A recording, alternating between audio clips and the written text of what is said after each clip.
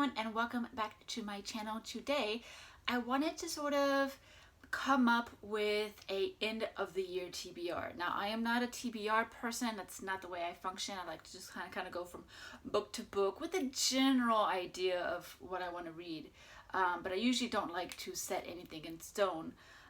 The only time that really works is when I'm on a beach vacation, where basically, because there's no internet, the only thing you can do is either swim or read books, and so at that point it's very easy to just grab what you have.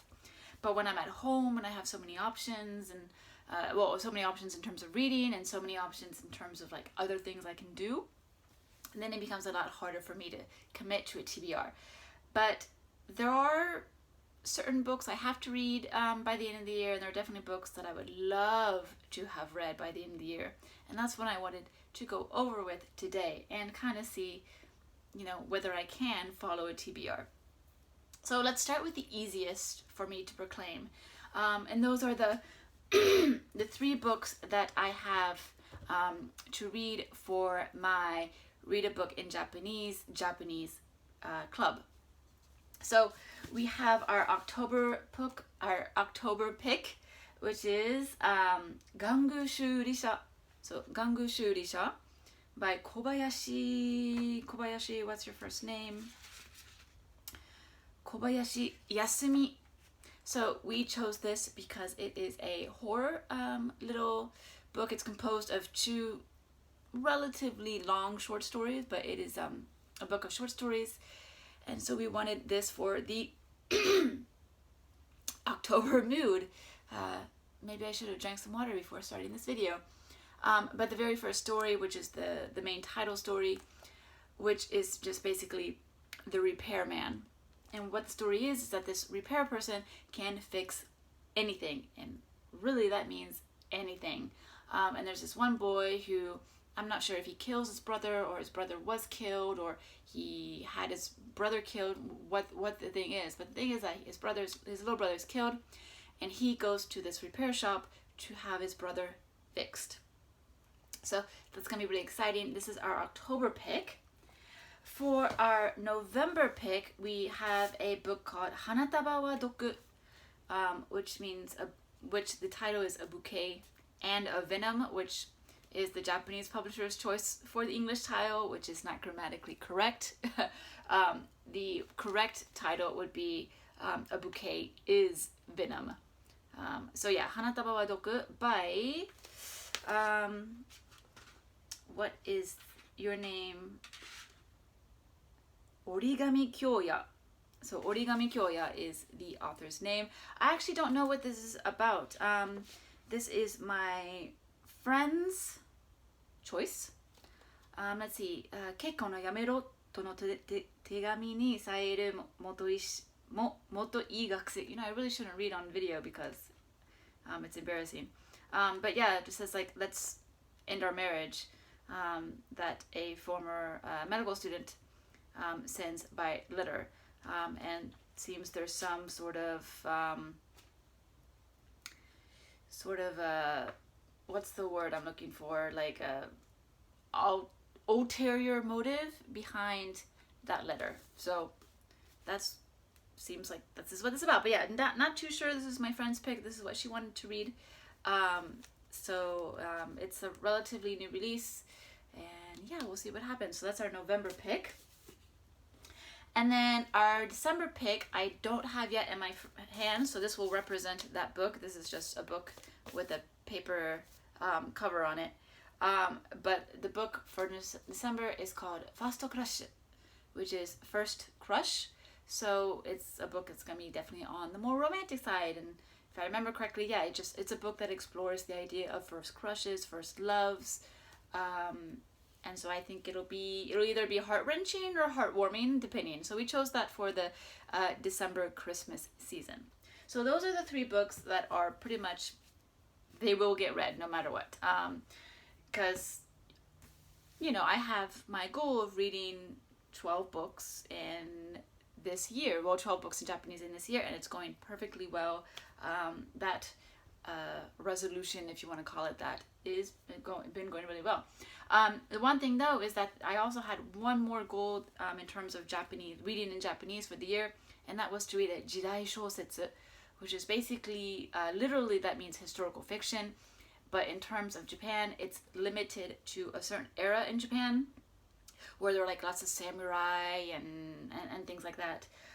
So it's limited to that era of Japan, and I really think it's a type of genre that I will get absolutely obsessed with because it's just really fun, and it's just storytelling, and it gives you a glimpse of just of a previous Japan, I guess. I don't know. It just seems like really like a lot of fun.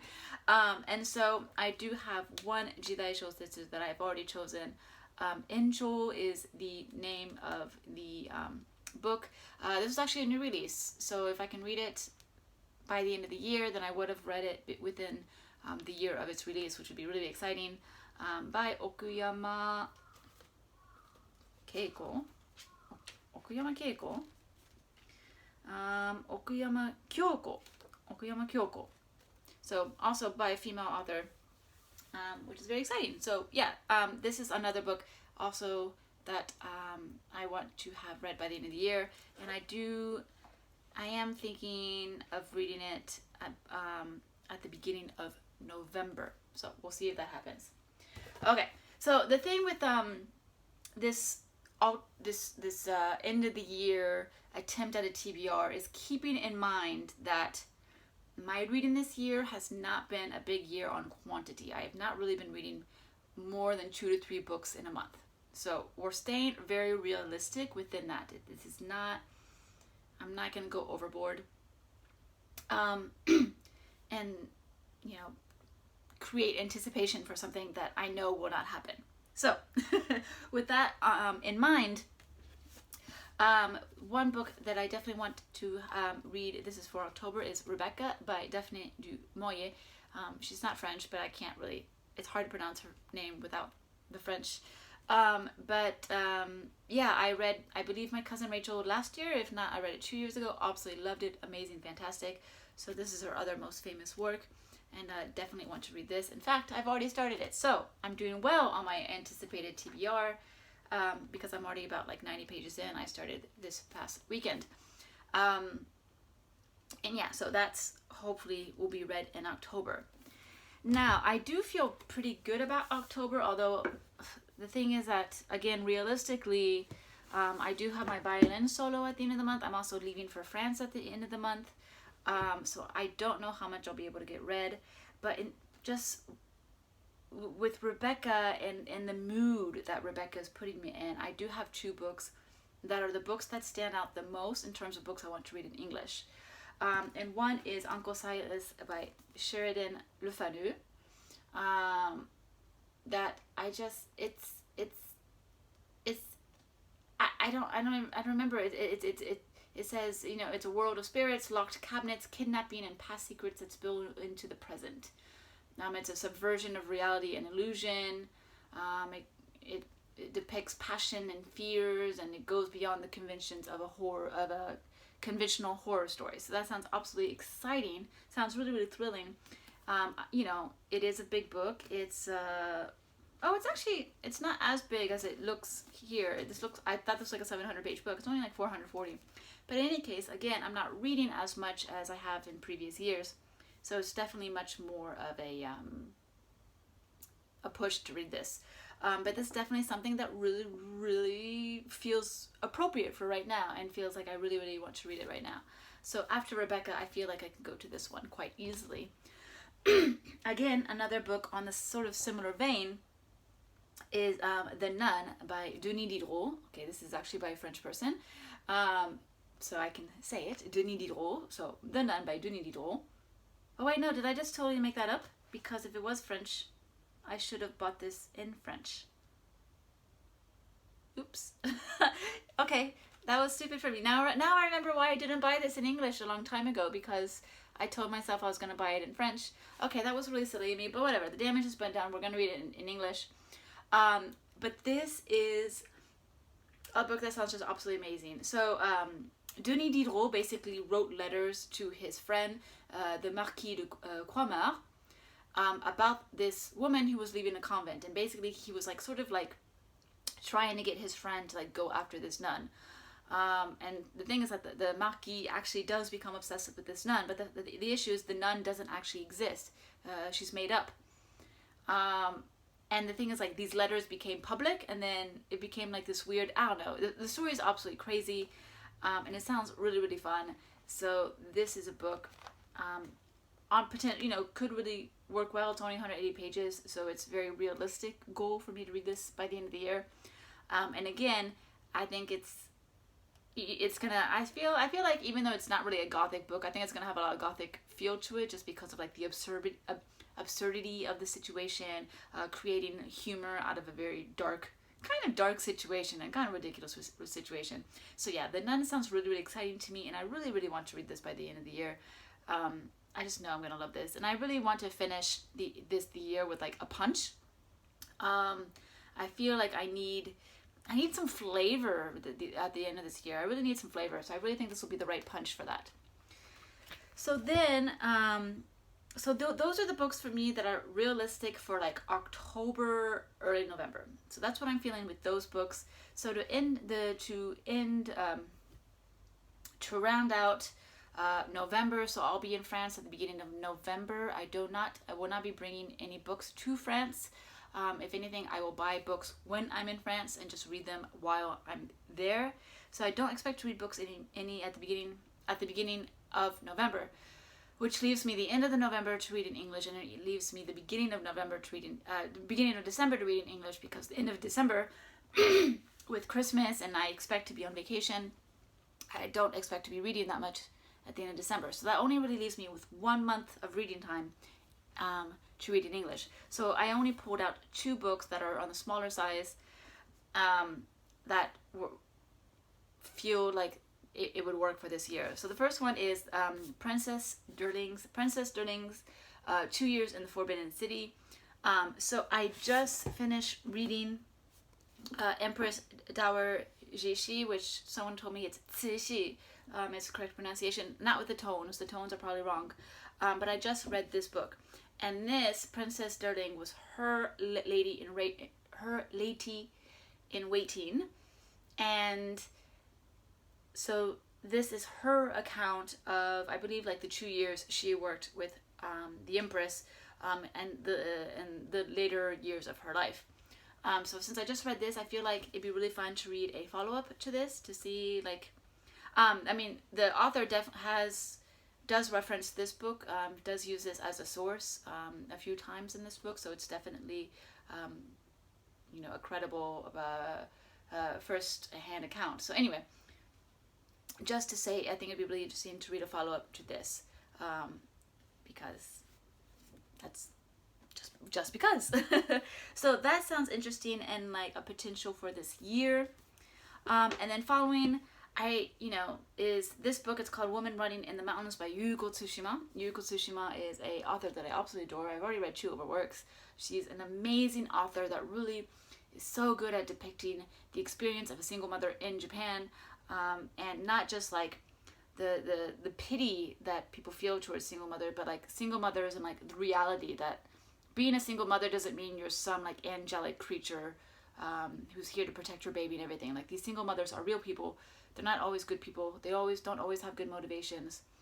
And yeah, they're just trying to process the fact that they're single mothers. So she writes about this topic so well.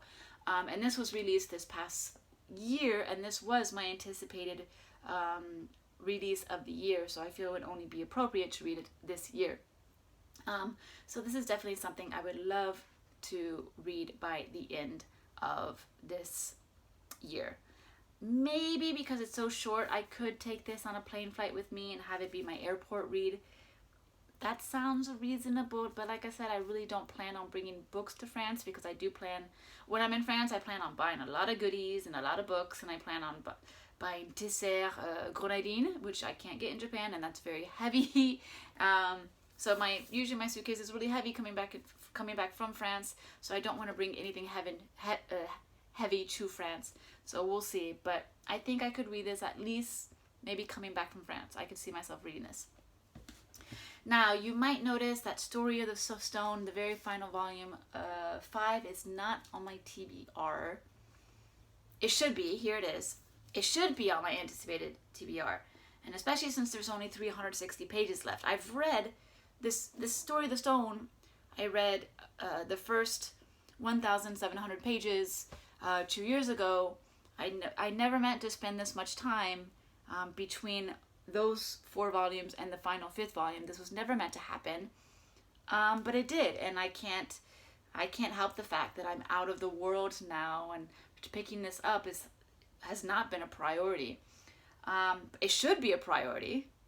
It should be. I would love to finally be done with this, not because like, ugh, I need to be done with this, but like because I was really enjoying it and I want to know how it ends. But because I haven't been picking it up all these months, realistically, I don't see this happening by the end of the year. But it is here. It is on my mind every day. So who knows? It could happen. We'll see. We'll see. We'll see. So then I do have like some books in French that I could see myself reading. And it annoys me because I picked this off my bookshelf. So it's basically the last 2 volumes of the series L'Homme du Chardon by Aki Shimazaki, which is she's a Japanese author, but she writes in French, so she's not translated into English, nor is she translated into Japanese. But her books in these series are all connected. They're interconnected. Like you're introduced to a character, and then in the next book you get to go into the lives of the other side characters. So it's really, really fascinating. And they're very short. They're slim volumes. They're like 120 pages. I can read them in a day on train rides. So it's very easy to read. So I have 2 left. Unfortunately, while I'm really mad at myself because pulling off what I thought were the last 2 volumes of the series is actually the same book twice, which is really annoying because I've done this twice now, where I've bought the same book twice from the exact same author, and I don't know how this keeps happening. What is it about this series that keeps making me buy the same book over and over again? In any case, when I'm in France, I'll be getting rid of this and I'll buy the actual 5th book into the series. But these are so easy. These are definitely books that I love to put into my bag for the train. So I definitely see myself, once I have the proper 5th book, I do see myself reading these this year. Then, in terms of manga, I only have like 9 more volumes of manga to read, or like 13 more volumes of manga to read. And then my manga TBR will be finally under 400. So that definitely needs to happen by the end of this year. That needs to happen. That's my goal, to be under 400. And so reading Under Ninja, I have 8 volumes of this.